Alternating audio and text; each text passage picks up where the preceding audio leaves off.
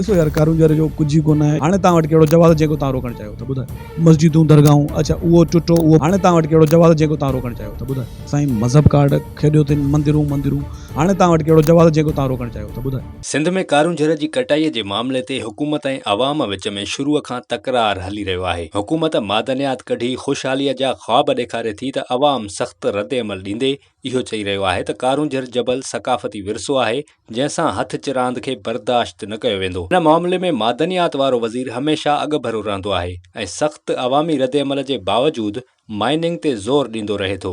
अॼु हू Karachi press club में पाक किताब बि खणी आयो ऐं कसम खणी चयाईं त असां मादनियात ज़रिए दुबईअ खां बि अॻिते निकिरी वेंदासीं। पंहिंजी प्रेस कॉन्फ्रेंस में हुन चयो त असांखे ख़बर आहे त मोबाइल फ़ोन कीअं ठहे थो ऐं गाॾियुनि जा फीथा कीअं ठहनि था, पर असां नाअहल आहियूं जो इहे शयूं ॿाहिरां घुरायूं था। हुन मिसाल ॾिनो त सऊदी अरब वटि हिकु मादनियात हुई पर असां वटि अरबनि खां वधीक आहिनि। हुन वरी बि कारूंजर जी ॻाल्हि कई ऐं चयो त नौकरी जी तलब में फ़क़ीर न बणिजो, ख़ुदि मुख़्तियार बणिजो। मादनियात वारे निगरान वज़ीर इहो बि चयो त पॉलिसी जे करे कुझु ॻाल्हियूं हू हिते नथो करे सघे। मुल्क में कारखाना लॻंदा, परदेह में एक्सपोर्ट थींदी त बेरोज़गारी ख़तम थी वेंदी।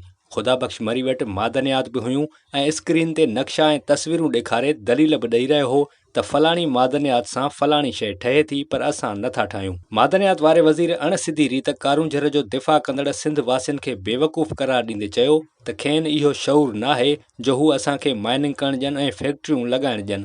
इन खां अॻु बि ख़ुदा बख़्श मरी खां मुख़्तलिफ़ तक़रीबुनि दौरान समाजी अॻुवाणनि पारां सख़्तु पुछाणो कयो वियो हो।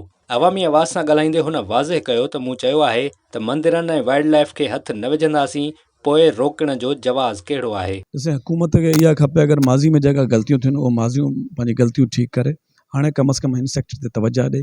इंडस्ट्री जी तव्हां ॻाल्हि कंदा आहियो, IT जी ॻाल्हि कंदा आहियो, हिन जो बुनियादी जेको मिनरल आहे जेका तव्हां ठाहे सघो था। मोबाइल इंडस्ट्री असां वटि कोन आहे, व्हीकल्स इंडस्ट्री असां वटि कोन आहे, पोइ छा तरक़ी कंदासीं। मां इहो चाहियां थो जेको नेमत तव्हांजी मौजूदु आहे जंहिंखां तव्हां इंडस्ट्री ठाहे सघो था त हुन ते त अचो न, तॾहिं तव्हां मुल्क तरक़ी कंदव।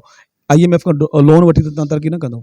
ॾिसो यार कारूंजर जो कुझु ई कोन आहे। इहो शुरू खां वठी चंद माण्हुनि अफ़वायूं आहिनि वावेल आहे। शुरू में हुननि खे साईं मज़हब कार्ड खेॾियो अथनि मंदिरूं मस्जिदूं दरगाहूं अच्छा उहो टुटो उहो ॿुधायोसीं कि असां हुनखे हथु नथा लाहियूं।